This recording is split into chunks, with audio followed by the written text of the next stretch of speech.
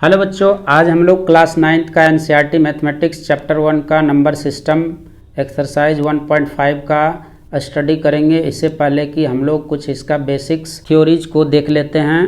Start करने से पहले इससे पहले हम लोगों ने रियल नंबर के ऑपरेशंस के बारे में पढ़ा था। जिन बच्चों ने इससे पहले का वीडियो नहीं देखा वो देख लेंगे तो और ज़्यादा आसानी से आप समझ पाएंगे। चलिए स्टार्ट करते हैं। Law of exponent for real number, इसमें हम एक्सपोनेंट्स के बारे में पढ़ेंगे, इसके पावर के बारे में पढ़ेंगे। अब देखिए करा है कि let x greater than 0 be a real number and R S are rational number. अगर r और s कोई रेशनल नंबर है और x कोई 0 से बड़ा होगा रियल नंबर, तो उस केस में क्या क्या हो सकता है। तो देखिए प्रोडक्ट लॉ कर रहा है कि अगर x क्या है, एक रियल नंबर है, r और s क्या है, रेशनल नंबर है। अगर और r और s रेशनल नंबर है तो अगर दो, यानी प्रोडक्ट लॉ ये कहता है कि अगर x एक रियल नंबर है और इस पे पावर कोई क्या है, r है, और इसका आप मल्टीप्लिकेशन करते हैं, x पे पावर s देते हैं, अगर बेस यहाँ पे क्या है, सेम है, तो पावर क्या होगा, एक्सपोनेंट। ये जो एक्सपोनेंट कहते हैं इसको, तो ये क्या हो जाएगा, x पे ये ऐड हो जाएगा, r प्लस s हो जाएगा। ये यहाँ पे बेस सेम होना चाहिए। अब अगला है डिवीजन लॉ। अगर डिवीजन में अगर सेम बेस है रियल नंबर तो उसमें क्या हो जाएगा, माइनस हो जाता है उसका पावर, x पे पावर r, डिनोमिनेटर है x पे पावर s। जो डिनोमिनेटर रहता है वो न्यूमरेटर के एक्सपोनेंट में माइनस हो जाएगा और बेस सेम रहेगा, r माइनस s हो जाएगा। अब अगला है पावर लॉ। पावर लॉ यानी x पे पावर r है और होल पे पावर s है, तो ये दोनों मल्टीप्लाई हो जाएगा, x पर पावर क्या हो जाएगा, rs हो जाएगा, r इंटू एस। अगला है निगेटिव एक्सपोनेंट लॉ। निगेटिव मतलब x पे पावर माइनस r है, तो अगर नीचे इसको ले आएंगे डिनोमिनेटर के फॉर्म में तो ये 1/x पे पावर r हो जाएगा। ठीक है, अगर कोई ये 1/x पे पावर माइनस r है तो आप इसको ऊपर ले जाएंगे तो x पे पावर r हो जाएगा। तो इस तरह से ये हम लोग निगेटिव एक्सपोनेंट लॉ है। अब अगला देखते हैं। अगला है product and division law for a different basis. अगर बेस अलग अलग रहेगा तब क्या होगा। अगर when x and y greater than 0 are real number, तब उसमें क्या होगा, देखिए x और y है, अगर x और y अलग अलग है और बेस ये दोनों अलग अलग हो गया, इस पे पावर x इंटू वाई, ये x इंटू वाई है, पावर r है, तो दोनों को अलग अलग करेंगे तो x पे पावर अलग से r हो जाएगा, इंटू y पे पावर r हो जाएगा। उसी तरह से x बाय y पे पावर r है तो अलग अलग करेंगे तो ये न्यूमरेटर पे x to the power r और y to the power r denominator पे, तो ये अलग अलग इस तरह से लिखेंगे। अब अगला है law of irrational numbers and indices. Irrational number and rational number भी कह सकते हैं, दोनों में क्या समानता है वो देखते हैं। Law of irrational number and correspondence law of indices या रेशनल नंबर, ये दोनों में कंपेयर करके देखते हैं। अब देखिए पहला है इसमें n रूट ऑफ a का होल पावर n। तो अब देखिए ये पावर n है, तो आप ये अगर a पे पावर n होगा तो इस तरह से ये n और n कैंसिल हो जाएगा, क्योंकि रूट में है तो हम इसको लिख सकते हैं क्या कि ये और ये हो गया 1/n, a to the power 1/n into power n cancel हो जाएगा, क्योंकि ये 2 है तो ये हो जाएगा केवल a पर पावर 1, यानी कुछ पावर नहीं है तो इसका मतलब 1 है। और इसी करस्पॉन्डिंग्स में इंडिसेस में इस तरह से a to the power n divide whole पर पावर n, तो n से n मल्टीप्लाई हो जाएगा तो ये हो जाएगा सिमिलरिटी। अब देखिए इरेशनल नंबर में n root of a and n root of b है, ये रूट दोनों सेम है तो a और b पे n root of a b हो जाएगा। अगर इसमें देखिए a to the power n है, b to the power a power n है, तो ये दोनों a to the power base पे पावर 1/n हो जाएगा। उसी तरह से तीसरा नंबर में है m root of n root a। उसी तरह से अब देखिए ये बेस a है यानी कि रूट m और n है, तो n m रूट a हो जाएगा, या तो उल्टा करके भी लिख सकते हैं, इसको पहले इसको बाद में।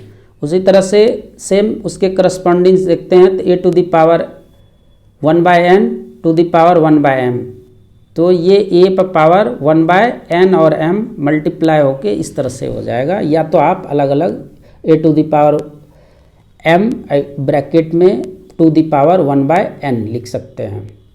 उसी तरह से root n root a divided by n root of b को सेम है, तो रूट n और n ये है, तो root under n root of a by b भी लिख सकते हैं। उसी तरह से इसमें भी है a to the power 1/n b divided by b to the power 1/n को a बाय b पे पावर n लिख सकते हैं।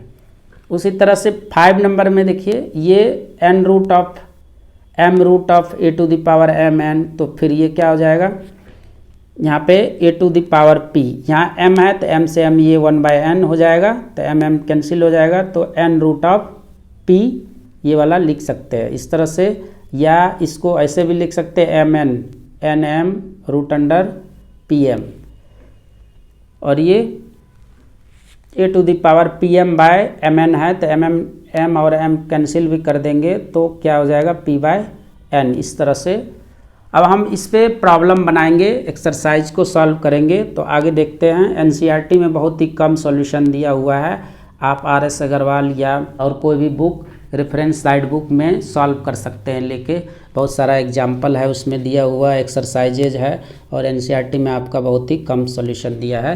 तो देखिए करा फाइंड, ये है 16 पे पावर 1/2 है, तो इसको सॉल्व करेंगे तो हम आप इसको 8 × 8 लिख सकते हैं, 8 × 8 टू द पावर 1/2, तो ये 1 और 1 है, तो इसको आप लिख सकते हैं क्या, 8 पे पावर 2 × 1/2, तो ये कैंसिल हो जाएगा, तो ये हो गया 8।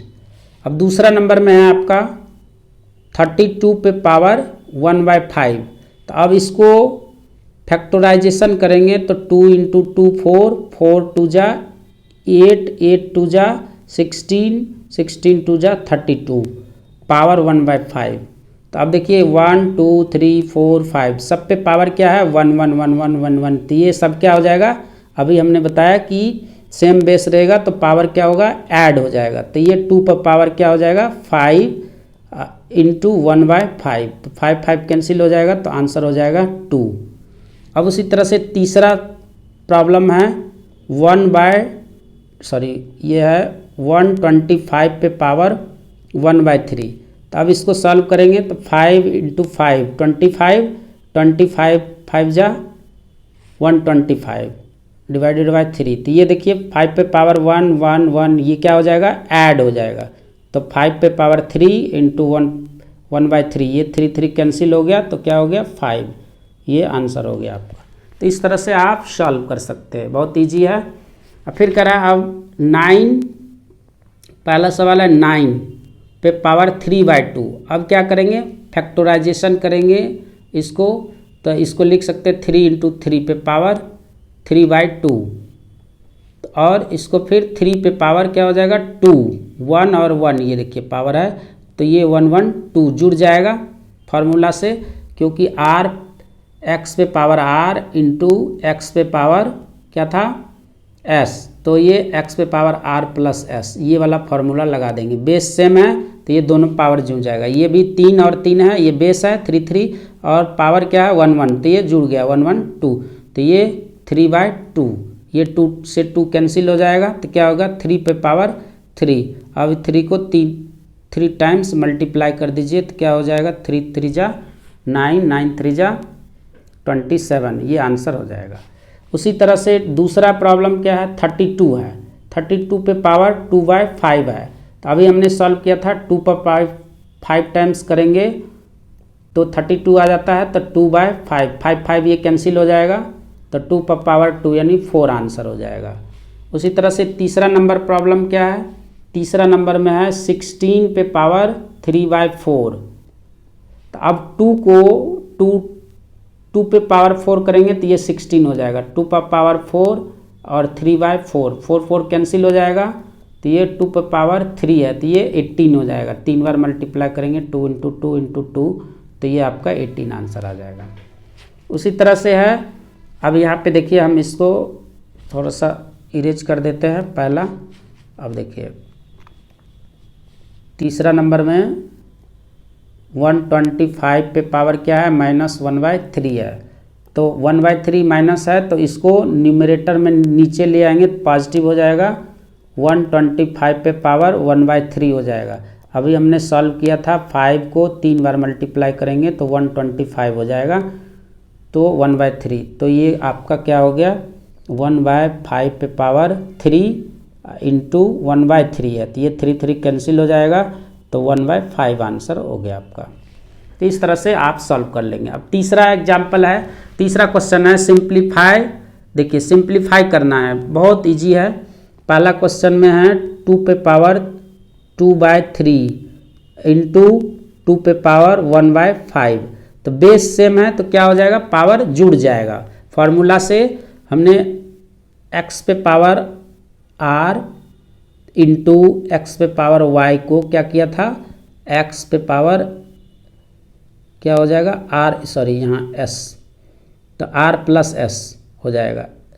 तो ये फार्मूला लगा देंगे, बेस सेम है तो यहाँ क्या हो जाएगा, 2 पे पावर क्या हो जाएगा 2/3 और प्लस 1/5, इसको जोड़ देंगे तो आपका निकल जाएगा क्या, 2 टू द पावर 3 और 5 का ये करेंगे एलसीएम लेंगे 15, तो ये 5 10 हो जाएगा। 2 और 5 को मल्टीप्लाई करेंगे 10 प्लस यहाँ 5 से 3 में डिवाइड करेंगे 3 आया, 3 से 1 को मल्टीप्लाई करेंगे 3, तो ये 13। 2 पर पावर क्या होगा 13/15, ये आंसर हो गया। सिंप्लीफाई करना है। अब दूसरा प्रॉब्लम देखते हैं। दूसरा है 1/3 पे पावर 3 है और 1/3 पावर होल पे पावर 7। तो इसको क्या करेंगे, 1/3 पे पावर 3 पावर 7 है